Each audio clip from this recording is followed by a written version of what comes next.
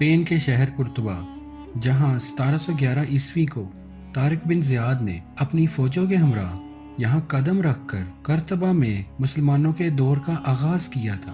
مسلمانوں نے یہاں زور و شور سے کئی صدیوں تک حکومت کی اور آپسی بغاوتوں کی وجہ سے اقتدار کھو دیا۔ اسپین کا پرانا نام اندلس ہوتا تھا۔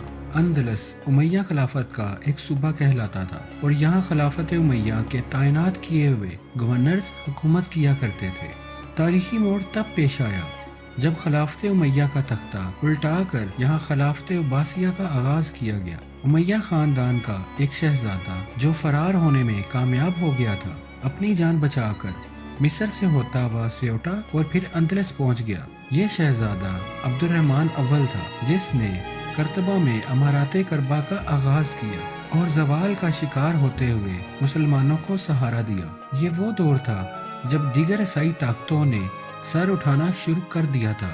اس کا مطلب یہ تھا کہ مسلمانوں نے جو علاقے اسپین سے حاصل کیے تھے انہیں واپس عیسائی سلطنت میں شامل کرنے کی کوشش کی جا رہی تھی، لیکن 1.5 صدی تک عیسائی قوتیں اس میں کامیاب نہ ہو سکی۔ اپنی سوچ بدلو چینل کی طرف سے آپ سب کو السلام علیکم۔ آپ دیکھنے جا رہے ہیں ریکنکوسٹا کی سیریز کی پہلی ایپیسوڈ۔ قرطبہ میں خلافت کا آغاز کرنے والے خلیفہ عبد الرحمن سوم، جنہیں دنیا النصر لہ دین اللہ کے نام سے جانتی ہے، کے بارے میں بتانے جا رہے ہیں۔ عبد الرحمن سوم 891 کو قرطبہ میں پیدا ہوئے۔ عبد الرحمن کے والد کو ایک بغاوت کے نتیجے میں قتل کر دیا گیا تھا۔ عبد الرحمن ایک عیسائی کنیز میں سے پیدا ہوئے تھے، جس کنیز کا نام مزنا تھا۔ عبد الرحمن سوم امارات قرطبہ کے امیر کے پوتے تھے۔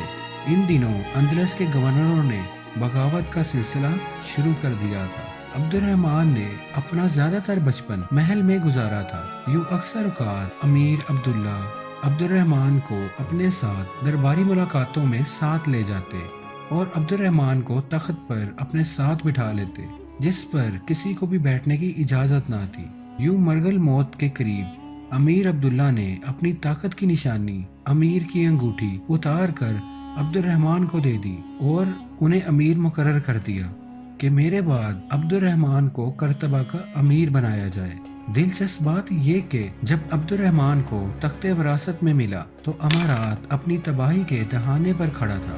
ایک طرف امارات کو اسٹیریس کے حملوں کا سامنا تھا تو دوسری طرف عمر ابن حفصون کی اندرونی بغاوتوں کا۔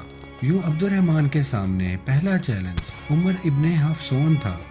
تخت پر بیٹھنے کے ساتھ ہی سب سے پہلے قرطبہ میں موجود بغاوت کو کچل دیا گیا اور بغاوت کرنے والوں کی سر کی نمائش کی گئی۔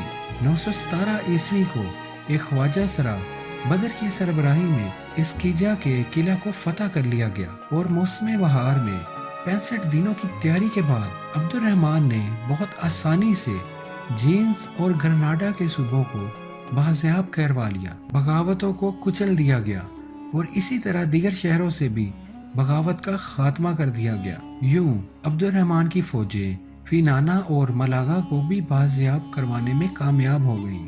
اب امیر عبداللہ سوم کے سامنے اگلا چیلنج عمر بن حفصون تھا۔ عمر بن حفصون اور اس کے بیٹوں کے خلاف 3 قسم کے مہمات کا آغاز کیا گیا، جس کا نتیجہ عبد الرحمن کے حق میں نکلا اور حفصون کے بیٹے جعفر کو ٹولیڈو سے جان بچا کر فرار ہونا پڑا اور عمر بن حفصون کے آخری بیٹے کو بھی حفص میں شکست کا سامنا کرنا پڑا اور حفص پر عبد الرحمن کی فوجوں کا قبضہ ہو گیا۔ اس کے بعد اگلے مرحلے میں لیونت اور الگریو کی بغاوت کو بھی کچل دیا گیا۔ اب عبد الرحمن سوم خود کو اتنا طاقتور محسوس کر رہا تھا کہ اس نے خود کو قرطبہ کا خلیفہ مقرر کر دیا۔ حقیقت میں خلیفہ وہ شخص کہلاتا تھا جس کی حکومت مکہ اور مدینہ پر ہو، لیکن یہاں عبد الرحمن نے خلیفہ ہونے کا اعلان اپنے آباء و اجداد امیہ خاندان کی وجہ سے کیا۔ حقیقت میں خلافت امیہ کا دور ختم ہو چکا تھا اور خلافت عباسیہ شروع ہو چکی تھی، لیکن عبد الرحمن سوم نے خلیفہ ہونے کا اعلان کر دیا۔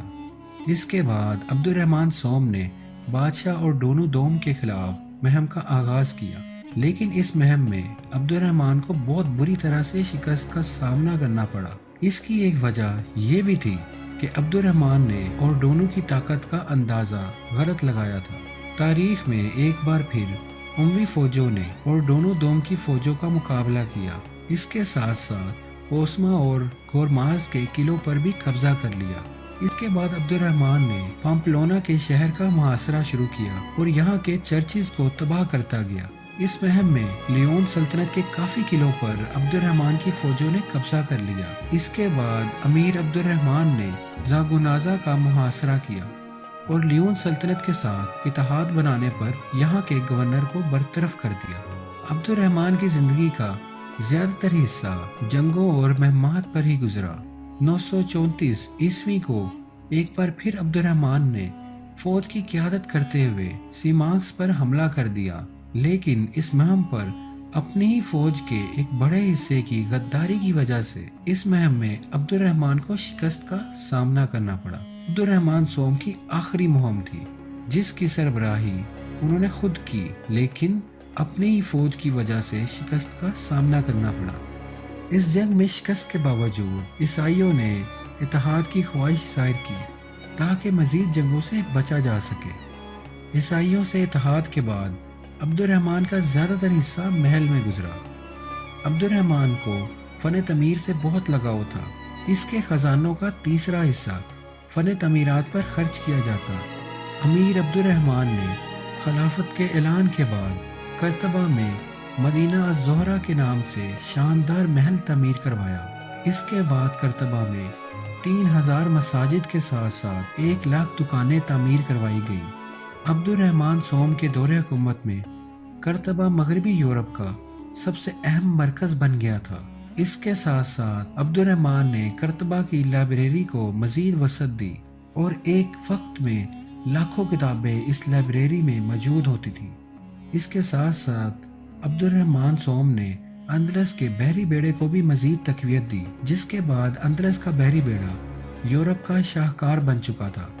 عبد الرحمن سوم کے اقتدار میں آنے کی وجہ سے مسلمانوں کا زوال اب رک چکا تھا، جو ان کے زندہ رہتے رکا رہا۔ خلیفہ عبد الرحمن کا انتقال 15 اکتوبر 961 عیسوی میں ہوا اور ان کے بعد ان کے بیٹے الحکام دوم نے قرطبہ کا تخت سنبھالا۔ اس سلسلے کی اگلی قسط آپ جلد اسی چینل پر دیکھ سکیں گے، اور اگر آپ نے اس چینل کو ابھی تک سبسکرائب نہیں کیا تو ابھی سبسکرائب کریں اور بیل آئیکن کو پریس کر کے ہماری لیٹسٹ ویڈیوز کی اپڈیٹس جانیں۔